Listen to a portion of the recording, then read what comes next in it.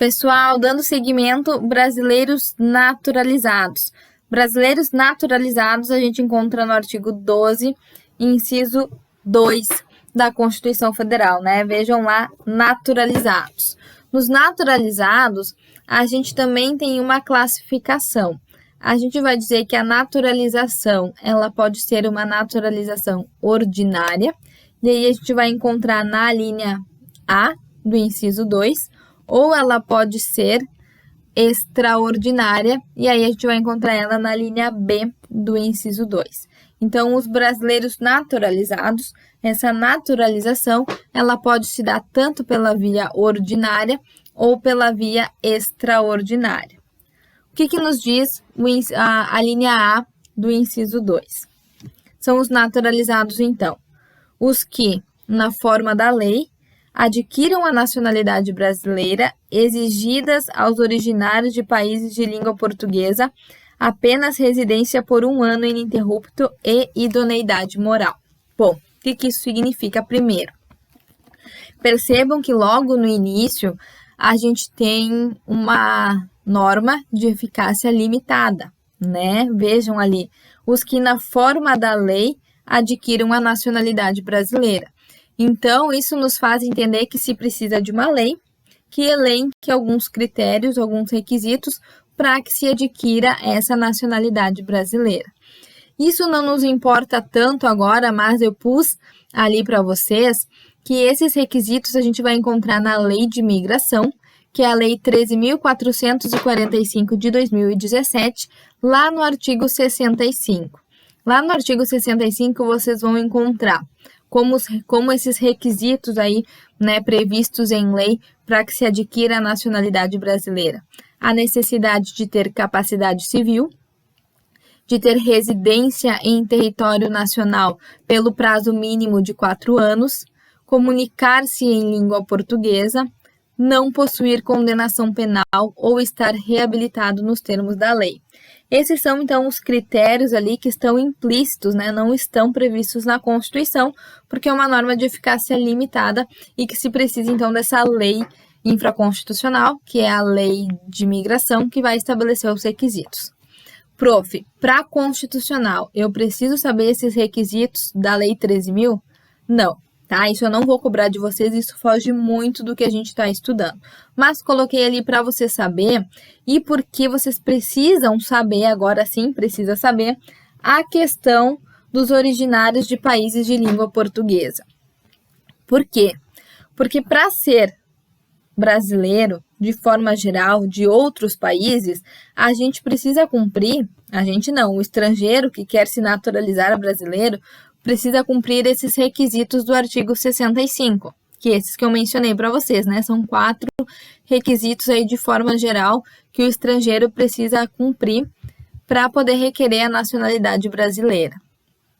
Só que, para os estrangeiros que são estrangeiros originários de língua portuguesa, e aí eu me refiro a Portugal, Angola, Moçambique, Timor-Leste, Cabo Verde, né? São alguns países de língua portuguesa. Para esses estrangeiros, não precisa seguir os requisitos do artigo 65 da Lei de Imigração. A Constituição Federal, para estrangeiros de países de língua portuguesa, elenca somente 2 requisitos. E esses 2 requisitos vêm estabelecidos na própria Constituição Federal. Que requisitos são esses? Residência por 1 ano ininterrupto e ter idoneidade moral, né? Ou seja, boa reputação, não ser mal falado, ter boa índole, ser bem conhecido, todas essas questões que a gente sabe que são bem subjetivas, né? Mas isso que seria a idoneidade moral. Então, a naturalização ordinária, que é essa que a gente está estudando, ela é aquela prevista pelos requisitos da Lei de Imigração, que são os requisitos que eu pus ali para vocês, esses 4 requisitos, né, que eu repito, vocês não precisam saber esses 4 requisitos, mas eu pus ali para vocês saberem que esses 4 requisitos, eles são exigidos para outros países que não os países de língua portuguesa, porque os países de língua portuguesa, Portugal, Moçambique, Cabo Verde, Timor-Leste e outros, né, que agora não me recordo para mencionar, eles não exigem esses requisitos aí previstos nessa lei de imigração, porque a Constituição, ela enxuta os requisitos para países que falam a língua portuguesa para somente 2 requisitos: residência por 1 ano ininterrupto e idoneidade moral, tá?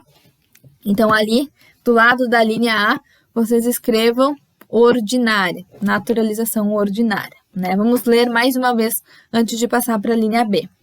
Naturalizados, a linha A.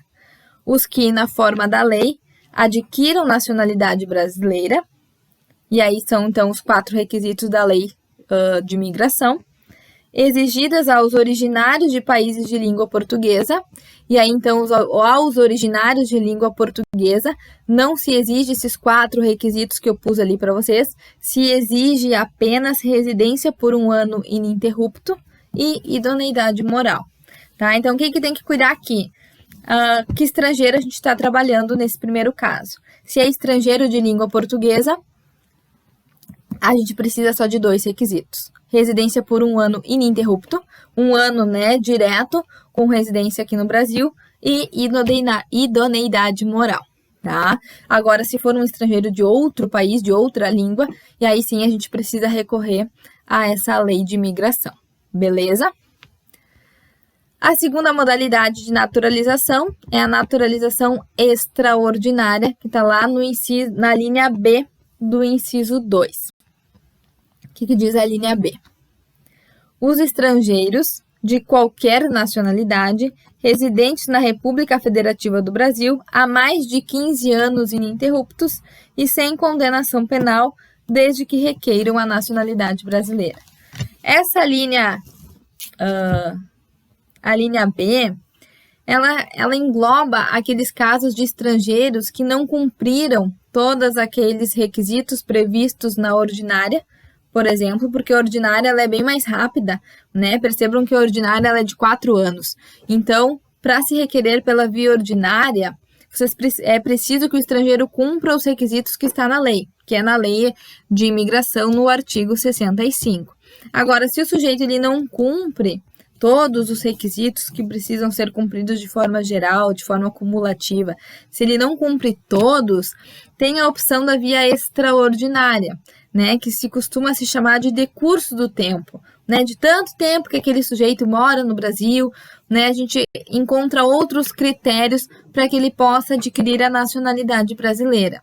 Então, pela via extraordinária, o estrangeiro de qualquer nacionalidade, ele precisa ter residência no Brasil há mais de 15 anos. Então, percebam que o prazo é muito maior, por isso que ela é extraordinária, não cumpriu aqueles requisitos que exige apenas 4 anos, que é da ordinária, né, prevista na lei de imigração, não cumpriu os requisitos, tem essa possibilidade, então, do decurso do prazo de 15 anos de residência no Brasil, além de ausência de condenação penal e requerimento do interessado. Requerimento do interessado é importante no sentido de que não é o simples fato de decorrer 15 anos que o estrangeiro mora no Brasil e decorrido esses 15 anos sem nenhuma condenação penal, ele já se torna um brasileiro naturalizado. Não, né? Ele precisa, além de esperar decorrer o prazo dos 15 anos e não ter condenação penal, também requerer. Então, é totalmente um ato de vontade, né? Ele requer, ele solicita a nacionalidade, apresentando prova, então, desses 15 anos de residência e mais demonstrando que não tem nenhuma condenação penal, tá? Então, lendo mais uma vez, aí o artigo 12, inciso 2, que trata sobre os naturalizados. A linha A, como a gente havia mencionado, ela trata sobre os naturalizados pela via ordinária. Os que, na forma da lei, adquiram a nacionalidade brasileira, lembrando que essa lei é a lei de imigração, no artigo 65, que a gente tem 4 requisitos gerais para se cumprir, exigidas aos originários de países de língua portuguesa, apenas 2 requisitos, que são residência por 1 ano ininterrupto e idoneidade moral. A linha B, a gente trabalha a questão de naturalização extraordinária, quando não se cumpriu os requisitos estabelecidos pela ordinária. Então, a gente espera aí um decurso maior de tempo, que se dá, então, portanto, pela via extraordinária.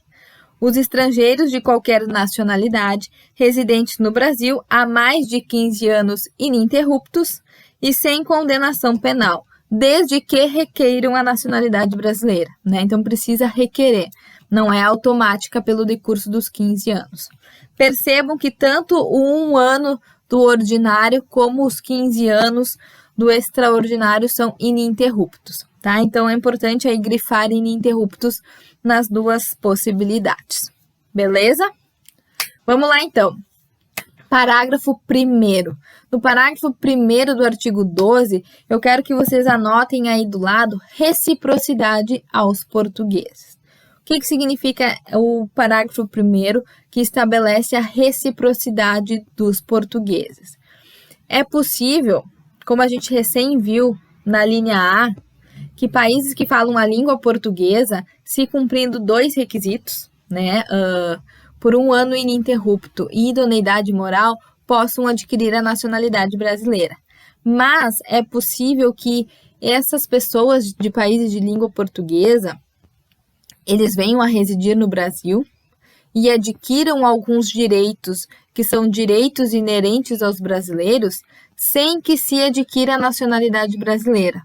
Ou seja, que eles permaneçam sendo originários da língua deles, do país deles, mas que morem no Brasil, que tenham direito a alguns direitos que os brasileiros têm direito, sem que sejam brasileiros, sem que requeiram a nacionalidade brasileira.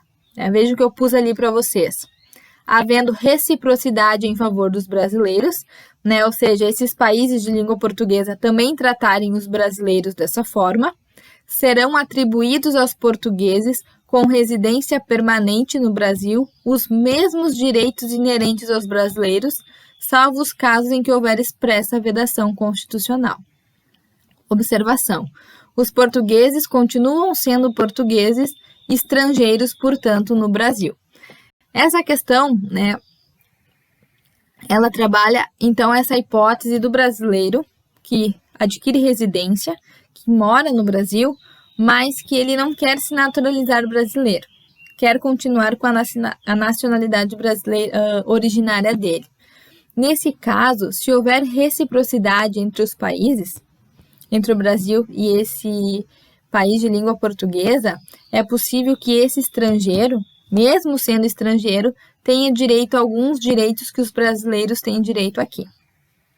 Vamos ver o que diz o parágrafo 1º da Constituição. Aos portugueses com residência permanente no Brasil, se houver reciprocidade em favor dos brasileiros, serão atribuídos os direitos inerentes ao brasileiro, salvo nos casos previstos nessa Constituição, tá? Então, o que precisa saber do parágrafo 1º?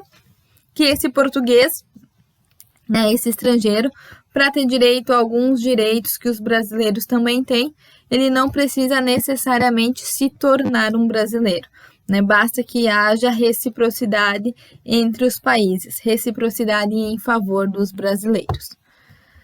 Bom, seguindo mais um pouco, eu coloquei ali para vocês uma hipótese de distinção entre brasileiros natos e naturalizados.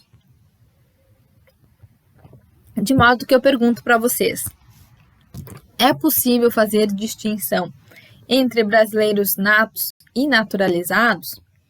Bom, se a gente for pensar pela regra geral, que estabelece todo o coração do nosso ordenamento jurídico, que é o princípio da igualdade, baseado nisso, a nossa resposta deveria ser não. Pelo princípio da igualdade, previsto como basilar de todo o nosso sistema, não seria possível distinções entre brasileiros natos e brasileiros naturalizados. Mas, mesmo considerando a questão do princípio da igualdade, existem algumas diferenciações, né, que é possível que se faça entre brasileiro nato e naturalizado, que não ofende o princípio da igualdade e que, inclusive, é a própria Constituição Federal que faz essa diferenciação. Eu pus ali para vocês 2 exemplos, que são os exemplos que mais nos importam agora de diferenciação entre brasileiro nato e de brasileiro naturalizado. A primeira que a gente já estudou, né, no início aí do nosso semestre, que é o caso da extradição. Quando a gente estudou extradição, o que a gente viu? Que o estrangeiro, ele pode ser, em regra, sempre extraditado, né? O estrangeiro, ele não seria extraditado no caso de crime de opinião e crime político, mas, em regra, ele pode ser extraditado. E aí a gente viu que o naturalizado, o brasileiro naturalizado, em alguns casos, ele também poderá ser extraditado. Vocês lembram os casos de extradição dos brasileiros naturalizados? Espero que sim, né? Porque não faz tanto tempo que a gente estudou isso. Quando que o brasileiro naturalizado pode ser extraditado? Em caso de crime comum praticado antes da naturalização ou em caso de tráfico ilícito de entorpecentes a qualquer tempo, né, antes ou depois da naturalização. Então, a gente viu que o brasileiro naturalizado ele pode ser sim extraditado, dependendo do crime que ele cometeu e do momento que ele cometeu o crime. Já o brasileiro nato, eu disse para vocês que ele vai ser extraditado quando? Nunca, né? Que o brasileiro nato, ele nunca, jamais, em hipótese nenhuma, será extraditado. Então, aí a gente já percebe uma primeira diferenciação entre brasileiro nato e brasileiro naturalizado, que é a questão, então, do naturalizado em alguns casos aí de crime comum ou de tráfico ilícito de entorpecentes poder ser extraditado e o brasileiro nato nunca, né? Em nenhuma hipótese ele pode ser extraditado. Então, essa é a nossa primeira diferenciação aí que a própria Constituição nos traz sobre natos e naturalizados. E a segunda é o que a gente vai encontrar ali no parágrafo 3º do artigo 12. Vejam lá. O que diz o parágrafo 3º do artigo 12. Perdi minha caneta. Não sei onde pus minha caneta. Mas vamos lá. No parágrafo 3º do artigo 12, a gente vai encontrar os cargos que são privativos de brasileiro nato. Ou seja, aquelas funções, aqueles cargos que somente podem ser ocupados por brasileiros natos.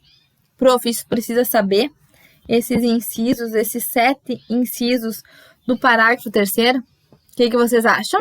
Com certeza, né? Isso aqui cai muito em prova. Eu diria que é um dos pontos aí que mais cai dentro do artigo 12, é o parágrafo 3º.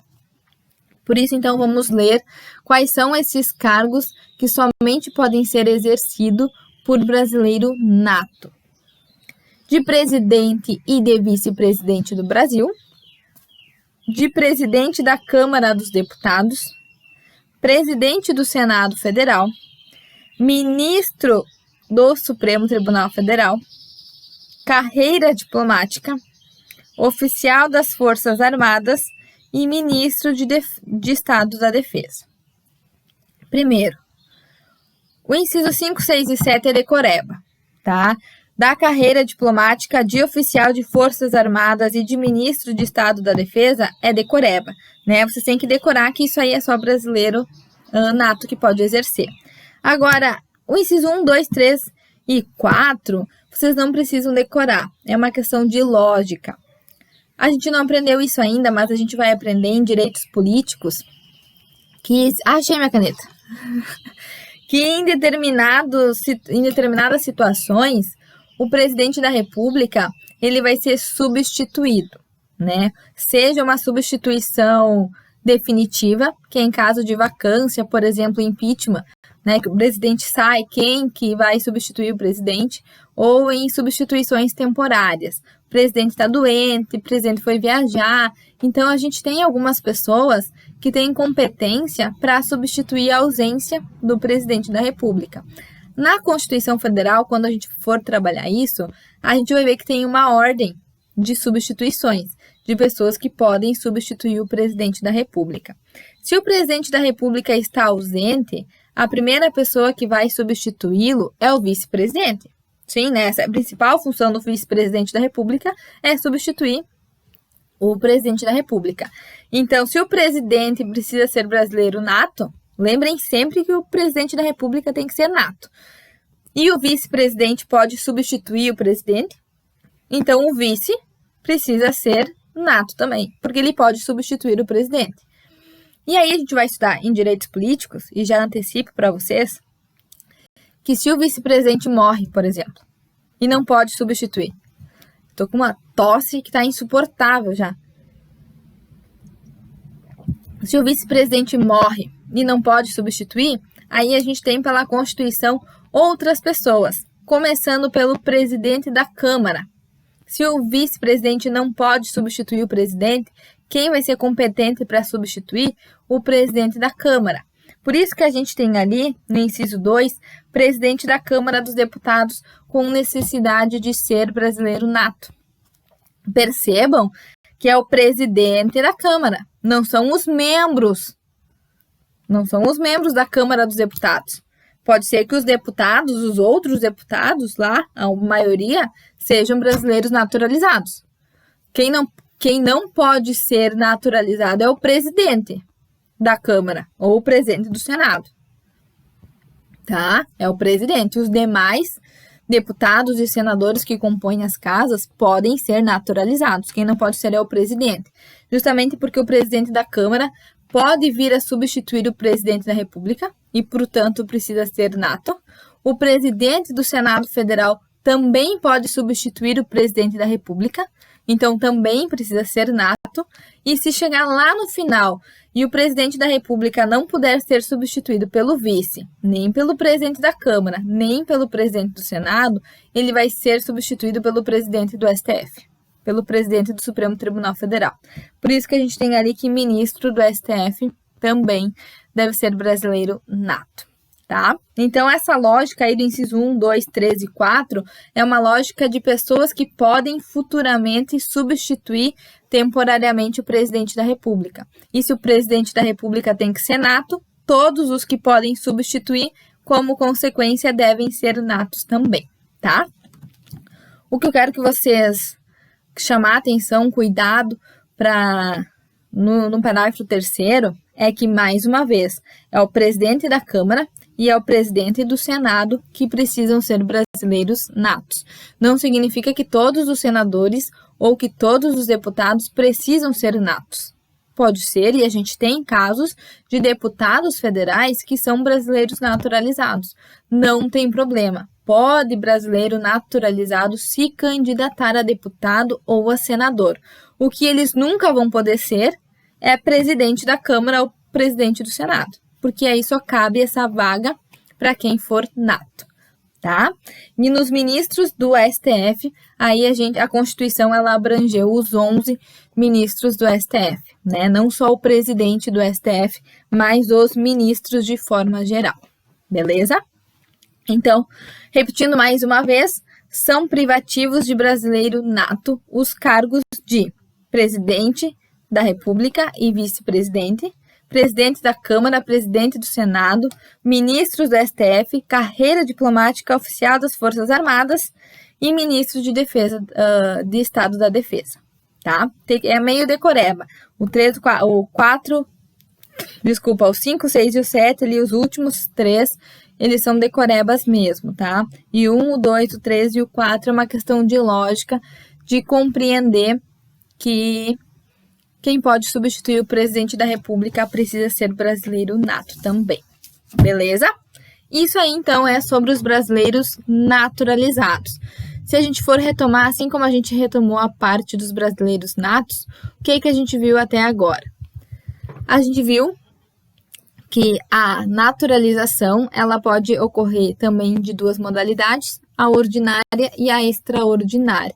A ordinária, a gente tem primeiro uma norma de eficácia limitada, né? A necessidade de uma lei estabelecer os requisitos, que é a lei de imigração que a gente tem, e a gente viu uma exceção ali, bem peculiar, que é nos casos de estrangeiros originários de língua portuguesa, que se exige somente 2 requisitos, residência por 1 ano ininterrupto e idoneidade moral.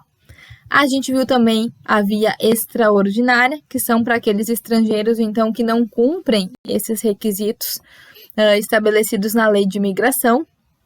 E aí a gente trabalha com um decurso de tempo, né, bem longo, bem extenso, que é de 15 anos, mais ausência de condenação penal, mais requerimento do interessado.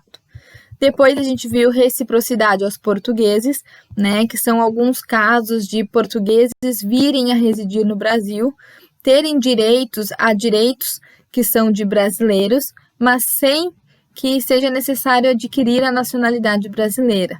Né? Eles conservam a nacionalidade de origem, possuem direitos inerentes aos brasileiros, em razão dessa reciprocidade desse outro país também outorgar direitos aos brasileiros quando estão nesse outro país, o estrangeiro.